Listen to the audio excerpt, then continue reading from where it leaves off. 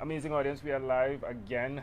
Where are we again though, Lydia? Lydia, it's what is the name of this park? This is called Memory Grove Memory in Grove. Salt Lake City. Okay. I know I'm in Salt Yes. Lake City, that for That sure. part. Yeah. It was a great drive over. So how are you doing? I mean, pleasure to meet you. It's pleasant to meet you all the way. I mean, we had a conversation. It was a fascinating conversation.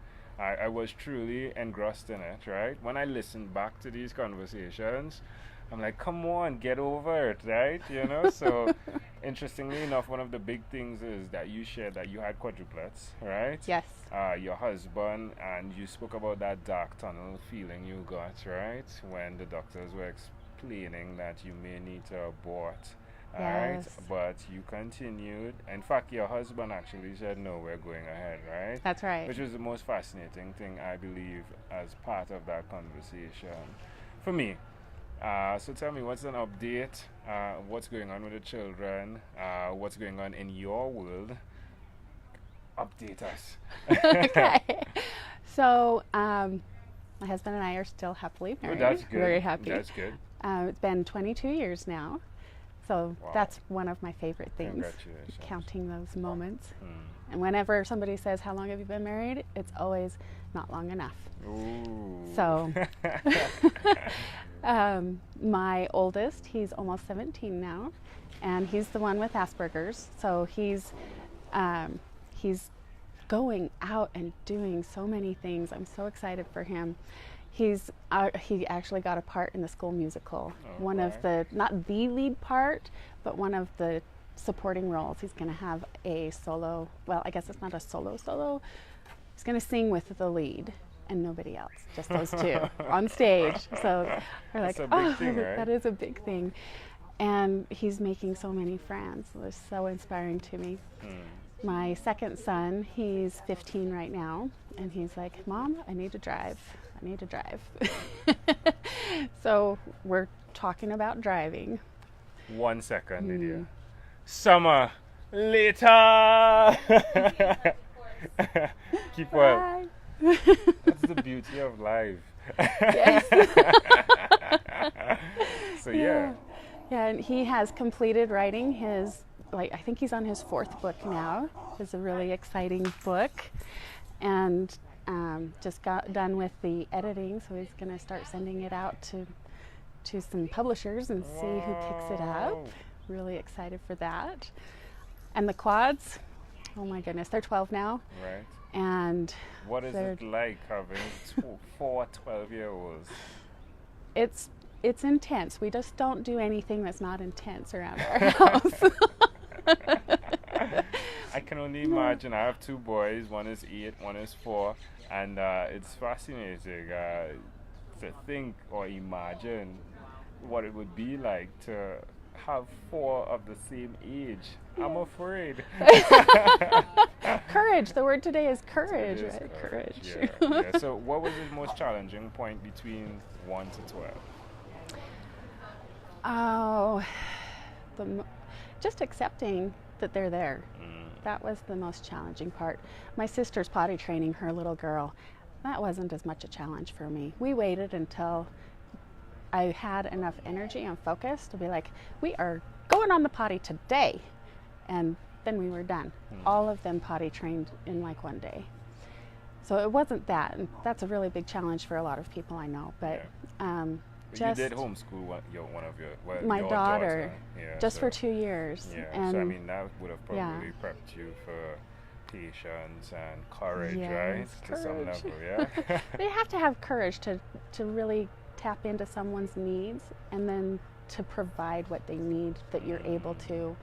I think that takes a lot of courage. Right now, we actually have an extra in our home. We're hosting a German exchange student. And he's a boy.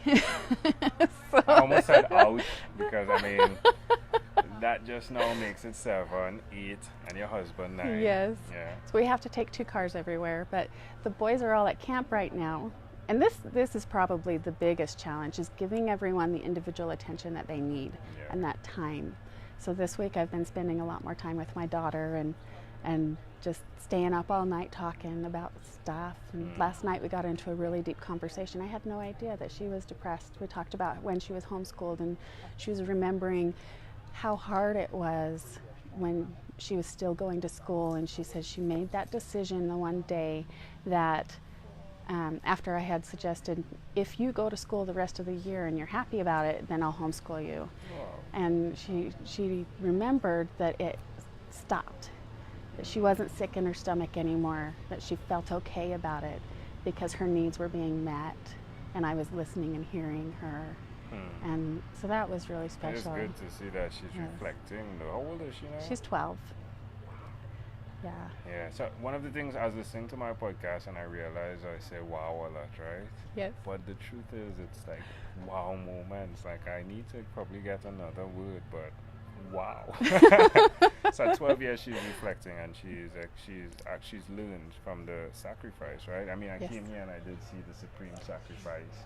Right, yeah. But I mean, even in these small situations, that sacrifice that you made now has grown into fruit. Yes. It's great. Yes, and now I tell her, we stopped taking her to school and put her in homeschool because she had dyslexia and she couldn't read. And the teachers weren't able to help her with what she really needed. And so now she knows how to read, and I have to tell her, stop reading! Stop reading! And I'm going to go pick up my oldest boy from his camp. So all the boys are at camp, but my oldest is at a different camp. He's learning leadership skills with the Order of the Arrow with the Boy Scouts of America. And so he's somewhere else. And I'm going to go pick him up. She went with me to drop him off on Monday. And she's like, I don't want to drive like that again. And I was like, well, what am I going to do with you? And she says, well, I can go to Grandma's and read my book. That is definitely a transformation. I'm sure there are many people. Did I ever connect you with one of my friends from Texas who does homeschooling as well and homeschooling programs? Please do remind me to do that. Okay. His name just like popped up in my mind. Yeah. Okay. Yeah, his name is Randy Harris. He's an amazing guy. I think you guys will have fun in terms of what you've done and how you've incorporated homeschooling, and that's what he actually does. Yeah. That's awesome. Yeah, he creates kits for people. It's fascinating.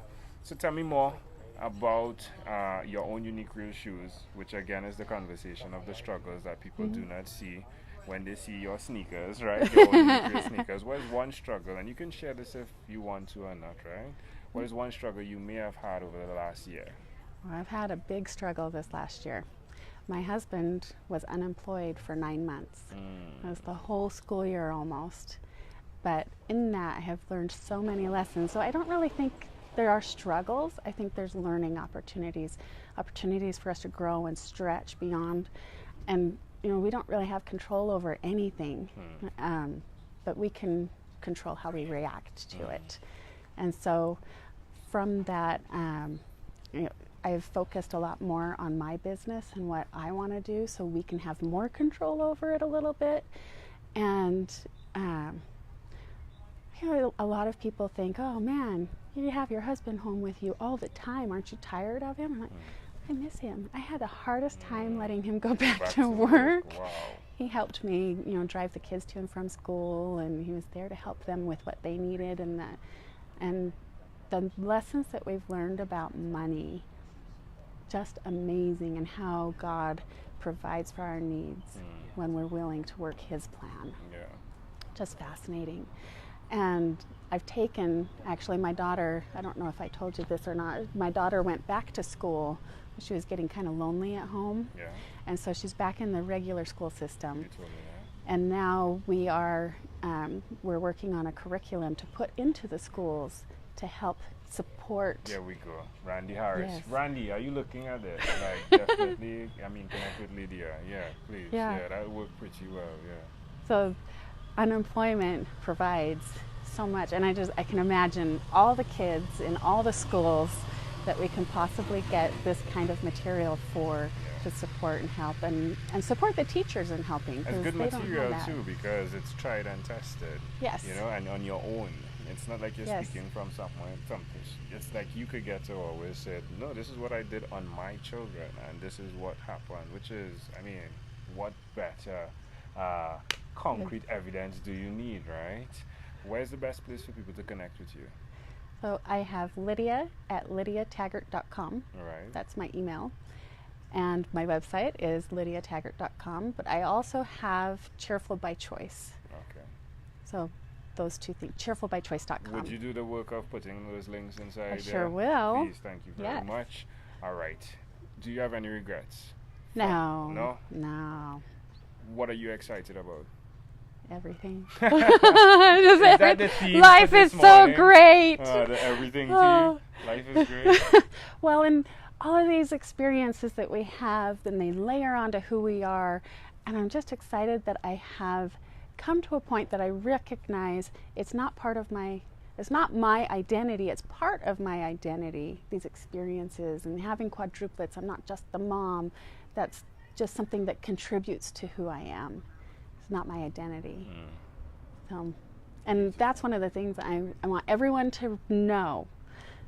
You're having a struggle or challenge, dyslexia, whatever it is that you might have, is just part of what you are, how you can contribute to the world, what you can become, and how you can make the world a better place. Love it. When you heard that this guy from the Caribbean was coming to meet you, what did you think?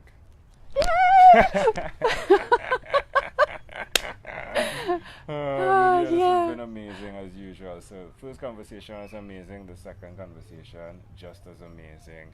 In closing, is there anything else you'd like to share with our amazing audience? Remember, you're worth it, and so are they. Love it. Lydia Taggart. Thank you for being on What is Inspired by 12-Minute Convos with Angel Jones. Thank you. Boom. Did you have fun? Yes.